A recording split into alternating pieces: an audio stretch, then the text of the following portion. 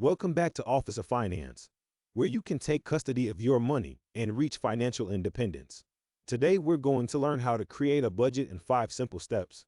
Budgets are a great tool to help you stay on track and reach your financial goals. Step 1. Track your expenses. Calculate the total of all transactions that occurred in a 1-month period. After you have your total of expenses, categorize them by their type, such as rent, utilities, and food. The second step is to find your net income. Net income, also known as take-home pay, is the money you receive after tax and other deductions are taken out of your paycheck. Add your total take-home income together and write it next to your total monthly expenses. The third step is to set limits. Based on your total spending within each category, find and establish parameters. Hold yourself accountable and stick to these conditions. Now that you know your limits, avoid overspending. Fourth, don't deprave yourself.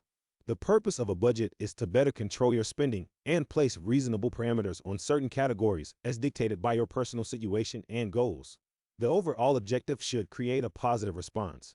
Don't sacrifice your health and happiness just to save money.